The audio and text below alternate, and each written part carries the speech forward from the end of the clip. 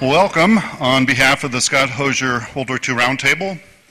This is our November program, and if you've never been to one of our programs before, we hope that you find tonight educational and inspirational and maybe even a little bit entertaining. And if you have been here before, we thank you for your continued support and interest. It's my pleasure to introduce Francis Wheelock, our first speaker. Francis, when did you come to work at the Mayo Clinic? March of 1938. And you retired when? In February of 1984. And were you born in Minnesota? I was, St. Peter. Oh, I didn't want you to say that. Well, after you were born in St. Peter, did your family move to Missouri? Right. And how did you return from Missouri to Minnesota? What was the mode of transportation? 2 white horses and a covered wagon. A covered wagon. Yeah. And how old were you when you were riding on this covered wagon? 5. 5 years old. And so I would suspect you would go a certain distance each day, and then where would you stay at night?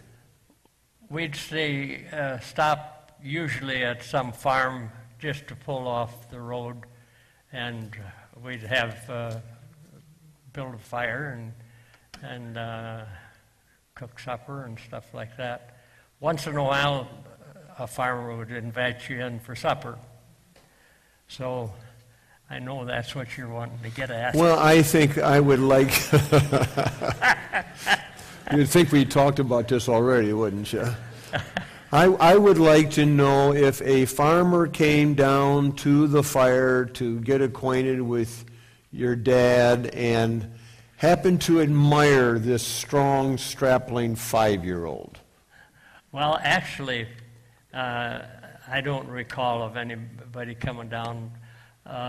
This farmer invited us in for dinner, and supper we called it, but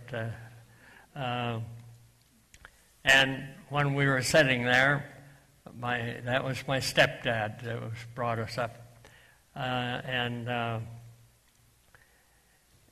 the farmer's looking around, you know, and I was sitting at the table and eating, and he looked over and he said, I'll give you a quarter for that little one over there.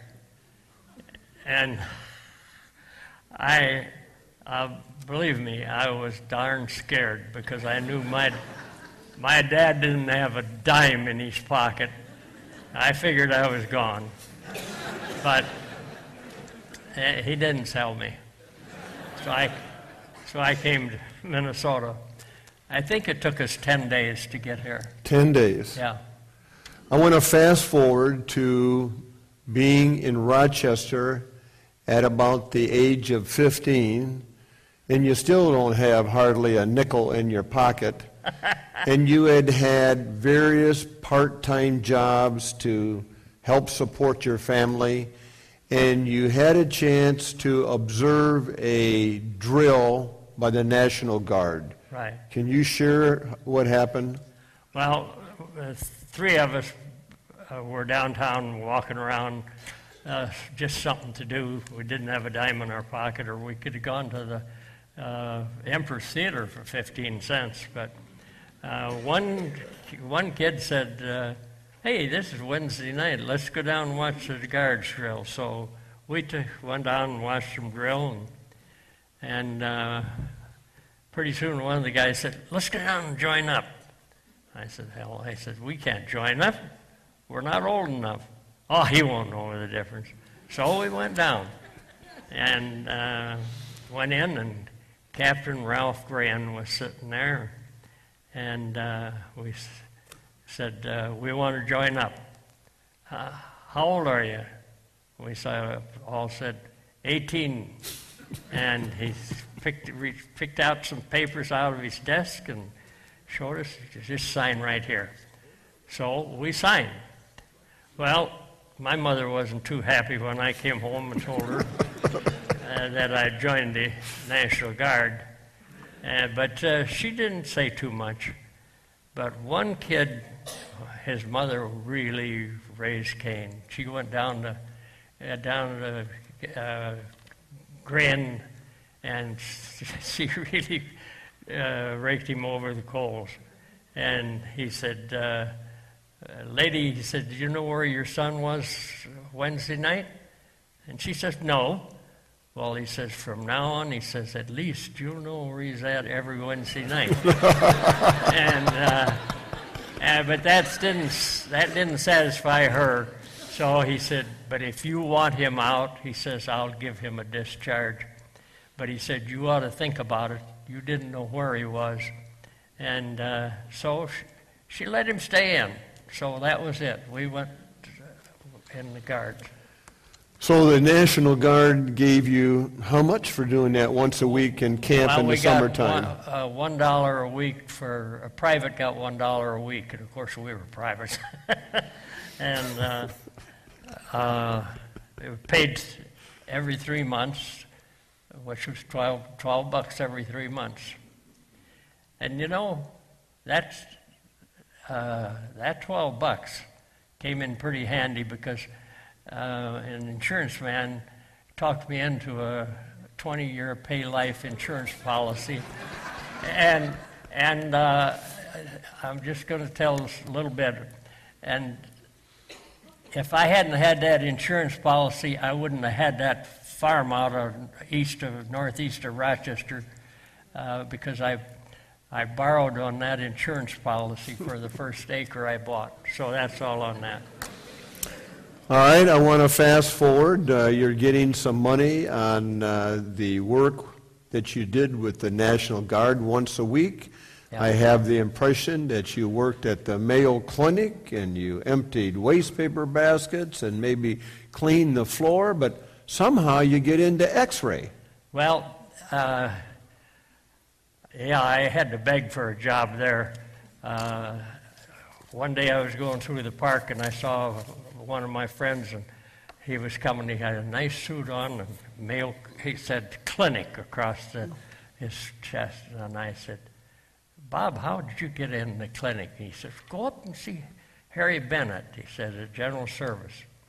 So I went up there, and he asked him for a job, and he says, "No," he says, "not a damn thing in sight. Come back in about a month." So I went, and I came back in about a month, and same thing, and come back in another month, and same thing. No, not a damn thing in sight. Well, that was March. And I usually just took off and left, but that day I just stood there, and finally he said, you really want to work? And I said, "Mr.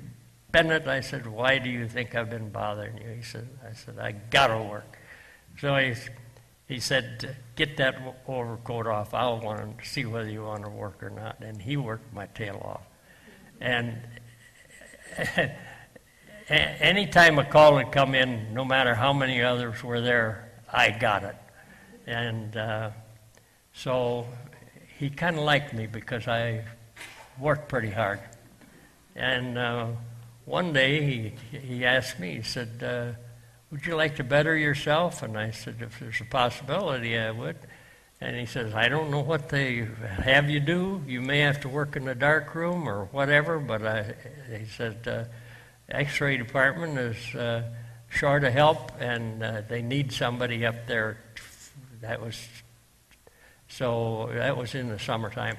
So he took me up there, and right away the head technician took me in, and well, he got me a white coat, and took me in and showed me how to shoot a chest, and he said, "Well, now you put the patient up for the next picture." And somebody called him out. Well, I got this woman up there, and I couldn't just leave her stand there, so I went ahead and measured her and went in and shot her and let her go.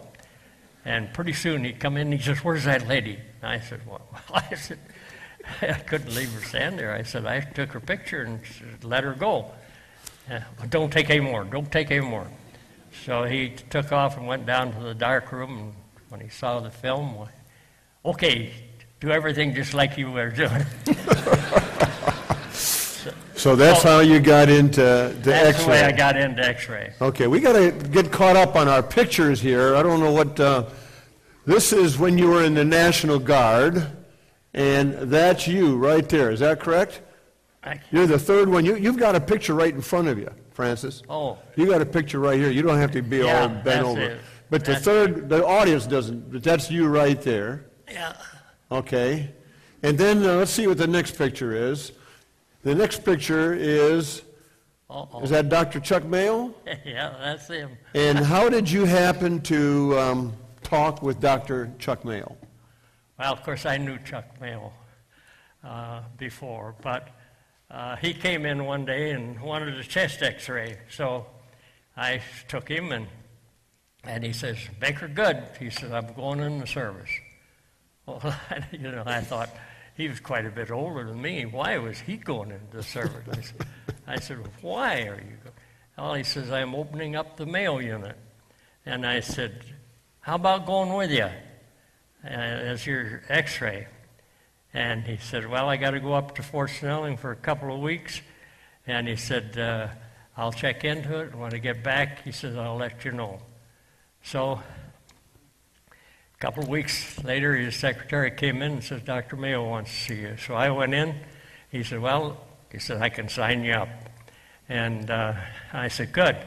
And he said, "What's your marital status?" And I said, "Well, I'm married." And he said, "Do you have any children?" And I said, "No." "Well," I said, there is one on the way." And he said, "When is your wife?" This was in the spring, probably March or April, or something like that. And 42? 1942? 1942? It would be 1942. Okay. So he said, "When is your wife due?" And I said, I said, "She's not due until December." And he said, "Well," he said, if we were going right now," he said, "I'd take you. But I'd have no idea when we're going to go." And he said, "If we stick around here until she's about ready to deliver, and we have to up and go, and you didn't have to go because I had a pretty high number in the draft." And he said, "She'd never forgive you." And he said,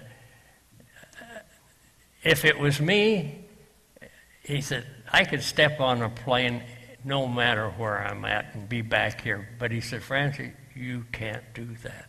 He said, "Don't do it." He said, "Just wait for the draft." Well, I said, "I know somebody else that wants to go," so I told him, and that guy did go. So in December, I went out to see my wife. She had the baby, and hey, I got a nice girl. And anyway, I went out to see her, and when I was coming out of my room, her room, and walking down the hall, I kind of looked up, and I saw this colonel come walking down the hallway. And I said, "Dr. Mayo, what the devil are you doing here?" And he said, "My wife's in the next room to yours." He knew when I said December, he knew he'd be getting a call, and he'd be stepping on a plane. And I'd get a call or a letter or something, and I would have to stay there. And Chuck Mayo was the kind of guy that did not want that to happen. So isn't that a neat story? I never did get to go with Mayo, but I managed to get there otherwise. Okay, so you are in X-ray, but as you see yourself here aiming an anti-aircraft machine gun, I'm a little confused about how the X-ray becomes part of your military career. Well, I actually was in that before I was in X-ray. We were, the National Guard that I joined, Company C, was an infantry company. And back in about 1939, the Army streamlined the Army. They were streamlining the Army. And so our company was changed from an infantry company to an anti-aircraft. And I was a squad leader, and the squad leader is the gunner in the anti-aircraft. So when I went up to be inducted in at Fort Snelling, they went down the list and they see, oh, I was an X-ray tech. So just what we need. And then they went on down and they see I was a gunner in the anti-aircraft. Oh, machine gun. Oh, infantry. So I ended up in for Rainbow Division out in Camp Gruber, Oklahoma. That's how that come in. It was just because I had been in a company, you know, was an anti-aircraft gunner, probably in 39 or something like that, 39 or 40. All right, but we want to know how you go from being an aircraft gunner to taking advantage of the training that you had in X-ray, which Well, you're ultimately going to be as your service. It was very job. difficult. I was sent out for basic training at camp, in an infantry, 42nd Rainbow Division, and so I put in for a transfer to an evac hospital, and my captain even recommended that because they needed X-ray technicians, and but a two-star general told him that he didn't like it very well that he recommended me, because he said nobody in the Rainbow Division, if they're physically fit for overseas duty, can get a transfer. And so I was physically fit, so I just forgot about it. And one day I was out, it was on a Saturday morning, and I was out in the field, and a Jeep came out and said, they want you back in the office right away. So I got in, I took back there, and they took me back to the office, and they said, there's a Major Downing over at the camp hospital who wants to see you. Well, I didn't know who a Major Downing was, but anyhow, we were through for the weekend at noon on Saturday, so I just got my Class A uniforms on and went over there, and I figured on going into town for the weekend. And I went over and went in, and this big staff sergeant was sitting there, and I said, told him that Major Downing wants to see me. And of course, I'm a private. He said, just have a seat. So I sat down, and it was getting pretty close to 12 o'clock when I really would be on my own. And I thought, well, I'll give him 5 minutes, because he just sat down and didn't do anything. So I watched the clock, and when that clock hit 5 minutes, I got up and I said, Sergeant, you either get off what you're sitting on, and tell him I'm here, or I said, I'm walking out. I said, he asked to see me. I didn't ask to see him. So he went down, and I heard him go in and said, there's a Private Wheelock to see you. And he said, oh, good, send him right down. So he come back, and I went down, and rapped on the door. He said, "Come in." Of course, the first thing you do is you salute the officer sitting there. And I got my hand up about this far, and I recognized him, and I dropped my hand. I never did salute him, by the way. And I just said, "Well, I'll be damned." And his secretary is sitting there, and she said, "Boy, some people sure got a lot of pull." And he turned to her and he says, "You think you could find something else to do?" Well, she went and found something else to do. And because what he wanted to talk about, he didn't want anybody else to know anyway. So he said,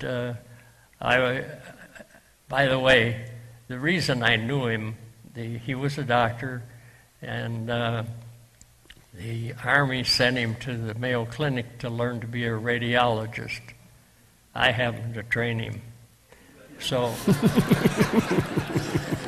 so that's how I got, anyway, he wanted me, and I said, he said, I want you to run the x-ray department. And I said, "Well, what about that big tech sergeant out there?" And he said, "If you'll take the job," he says, "you'll get the stripes, and he'll be long gone." And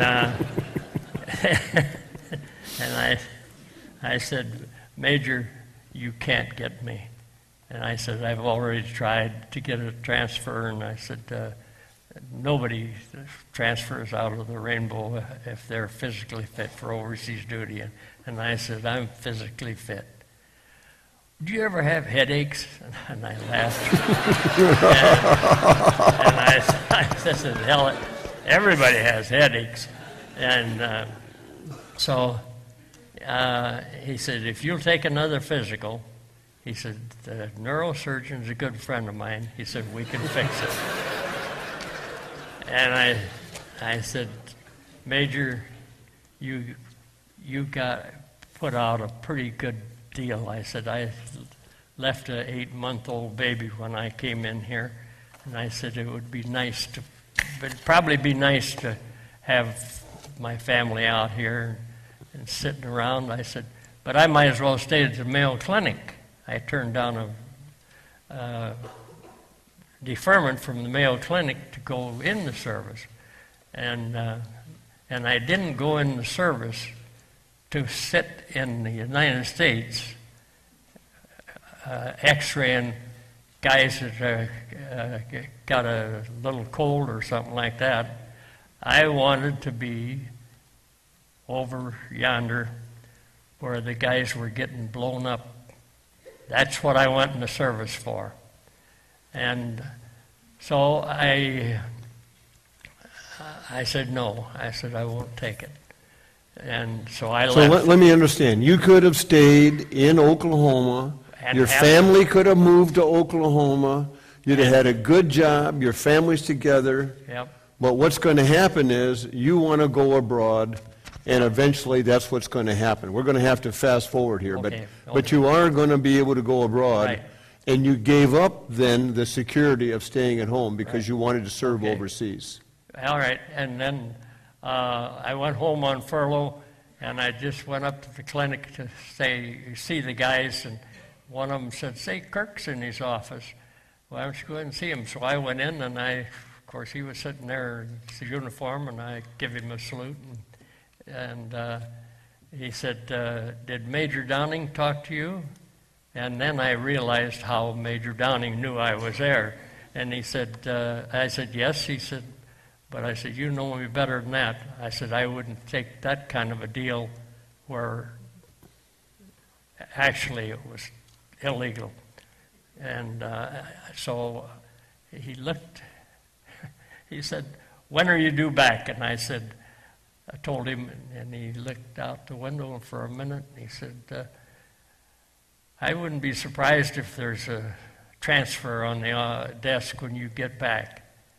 And I said, "Colonel, those birds look nice on your shoulder," but I said, "that guy out there's got 2 stars on his. He outranks you." And he said, "I still wouldn't be surprised." Well, when I got back out there, it was there. It was there. And I was transferred to an evac hospital. and that's how I got to.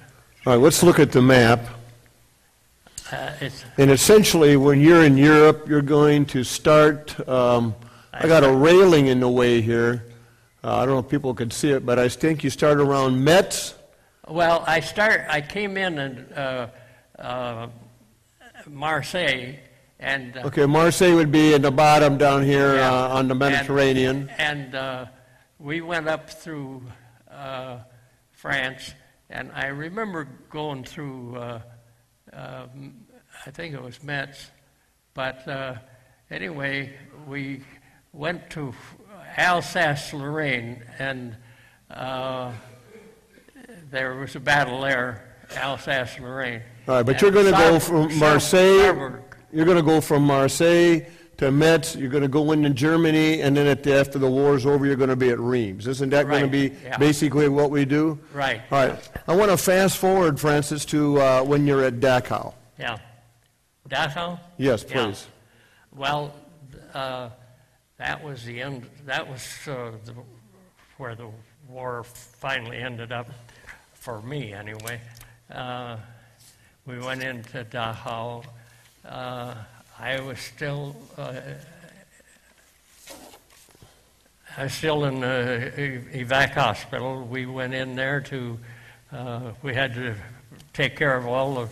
There's a lot of prisoners, 32,000 prisoners there, and